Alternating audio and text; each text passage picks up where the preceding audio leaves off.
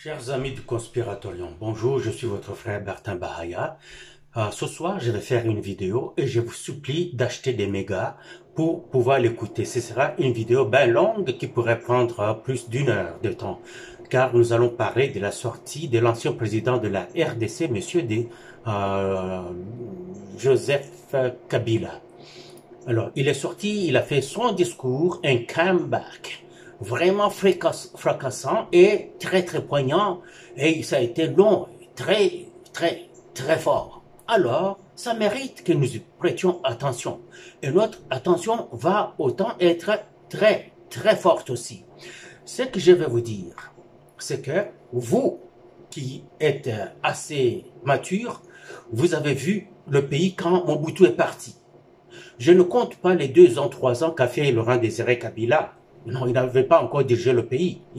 Il a été tué par Joseph Kabila. Et les Rwandais, bien entendu, qui étaient soutenus par tout le monde, incluant les Angolais et les Sud-Africains. Alors, ils mettent Joseph Kabila au pouvoir chez nous. Donc, dans l'état où Mobutu avait laissé le pays. Vous savez comment était le pays sous Mobutu. Nous allons y revenir à chaque morceau de son discours. Nous allons en parler pour montrer dans quel état il a laissé le pays quand Félix Antoine Tshisekedi le prend. Et vous avez suivi tout ce qu'il a dit dans son discours. Nous allons en parler. Je vais demander à ceux de l'Est, vous qui n'arrêtez pas de m'écrire beaucoup au sujet de Félix Tshisekedi, que vous n'aimez pas, pour des raisons que je ne comprends pas. Je dis à ceux qui m'écrivent, parce que la population n'est pas avec vous. La population de l'Est a montré qu'elle est avec Tshisekedi quand elle a voté, il a pu plébisciter Tshisekedi avec 73,3%. Ok? Mettons ça au clair. Ayant mis ça au clair, nous revenons maintenant, nous regardons le pays sous Tshisekedi. Qu'est-ce que vous voyez que vous ne voyiez pas avant? Alors, nous irons aussi dans le ressenti, ce que vous ressentez sous Tshisekedi, qui n'était pas là avant. Et pourquoi cela est ressenti comme cela? Nous en parlons parce que Patrick Mouyaya ne sait pas en parler. Au lieu qu'on mette Lambert Mende qui pouvait savoir en parler. Je ne sais pas pourquoi Tshisekedi garde Patrick Mouyaya. Un très piètre communicateur. Très piètre communicateur. Au lieu de mettre un chevronné comme Lambert Mende, tout serait déjà très clair. Et nous allons le faire, nous. Et puis, nous n'allons pas laisser Tshisekedi sans égratignure. Nous allons aussi les graffiner au propre et au figuré. Car nous le soutenons, mais nous n'allons pas soutenir ce qui ne tient pas. C'est que nous en parlerons aussi.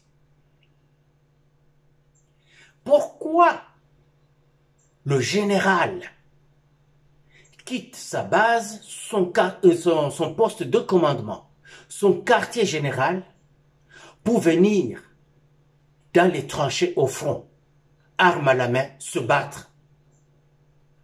Est-ce pour encourager ces forces qui sont mal en point?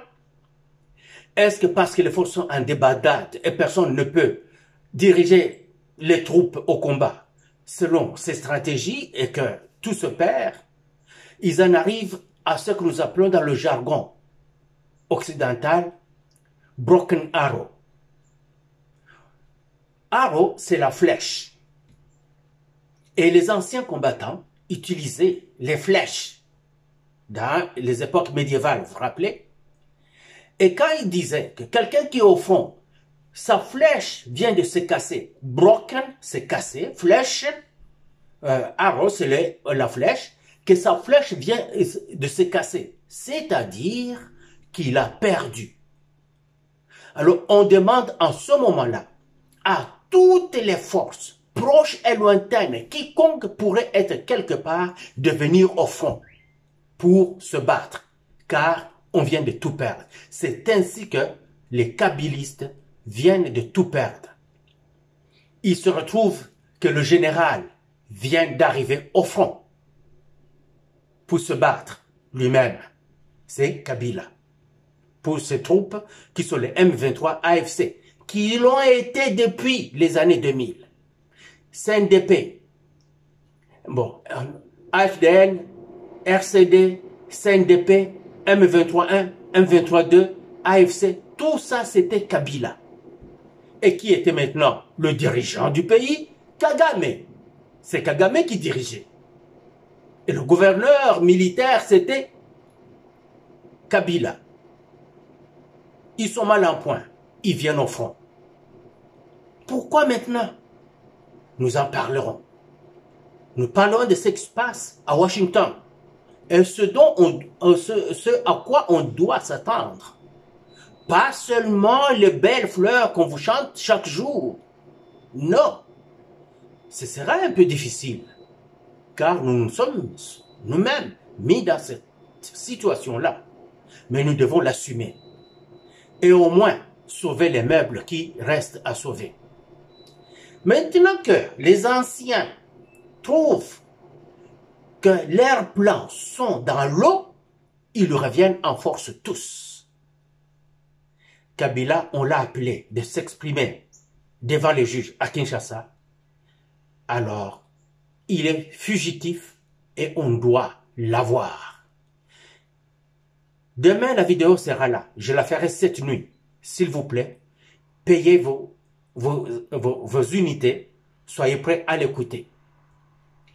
Ne réagissez pas comme vous faites toujours en regardant le titre et vous commencez à insulter ou à soutenir. Non, je veux que vous écoutiez ce qu'il y a dedans, du début à la fin. Puis vous allez juger si vous soutenez la vidéo ou si vous insultez. Allons-y.